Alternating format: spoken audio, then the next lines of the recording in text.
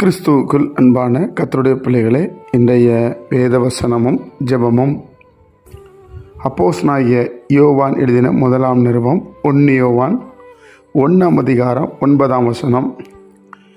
நம்முடைய பாவங்களை நாம் அறிக்கையிட்டால் பாவங்களை நமக்கு மன்னித்து எல்லா அநியாயத்தையும் நீக்கி நம்மை சுத்திகரிப்பதற்கு அவர் உண்மையும் நீதியும் உள்ளவராய் இருக்கிறார். என் அன்பு கர்த்தருடைய பிள்ளைகளே, ஆண்டவரோடு இருந்த யோவான் எழுதுகிறார், நம்முடைய பாவங்களை நாம் அறிக்கையிட வேண்டும் என்று தேவன் விரும்புகிறார். நான் இதை செஞ்சிட்டேன், இந்த தப்பை செஞ்சிட்டேன்னு சொல்லி உதடுகளை திறந்து கர்த்தரிடத்தில் நாம் அறிக்கையிட்டால் நம்முடைய பாவங்களுக்காக தான் அவர் உயிரை கொடுத்திருக்கிறார். அதனால் நாம் அறிக்கையிடும்போது சரி, அவன் மனஸ்தாபப்படுறான், இதை செய்ததுக்கு பாவத்தை அறிக்கையிடுறான் என்று சொல்லி கர்த்தர் நம்முடைய பாவங்களையும் அநியாயத்தையும் நீக்க நம்மை சுத்திகரிப்பதற்கு அவர் உண்மையும் நீதியும் உள்ளவராக இருக்கிறார். அவரால் மட்டும்தான் அதை பண்ண முடியும். ஏன்னா அவர் தான் நான் தான் அந்த தப்பு செய்தேன் என்று சொல்லி அவர் தண்டனை ஏற்றிருக்கிறார். பிரியமானவர்களே, இந்த ஆண்டவராக இயேசு கிறிஸ்துவால் மாத்திரம்தான் நமக்கு விடுதலையும் சமாதானத்தையும் தர முடியும்.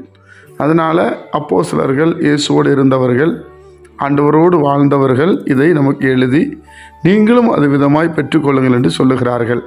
அதனால் வேத வசனத்துக்கு கீழ்ப்படிந்து ஒவ்வொரு நாளும் இரவு நேரத்தில் வரும்போது, ஆண்டவரே என்னுடைய பாவங்களையும் அக்கிரமங்களையும் மன்னியும் என்று சொல்லும் பொழுது கர்த்தர் நமக்கு மன்னித்து அவருடைய பிள்ளையை ஏற்றுக்கொள்ள அவர் உண்மையிலவராக இருக்கிறார். நம்ம அவனிடத்தில் நோக்கி ஜெபிப்போமா? ஜெபிப்போம். பரிசுத்த பிதாவே, உம்முடைய குமாரன் இயேசு கிறிஸ்துவின் நாமத்தில் நாங்கள் வருகிறோம்ப்பா. நீ ரொம்ப நல்லவர் சுவாமி. எங்கள் பாவங்களையெல்லாம் ஆண்டவரே நீ சிலுவையிலே சுமந்து ஜெயித்திருக்கிறேன். இனி பாவம் செய்யாதபடி எங்களை பாதுகாத்து கொள்ளும். எங்கள் மீறுதல்களை நாங்கள் அறிக்கையிடுகிறோம்.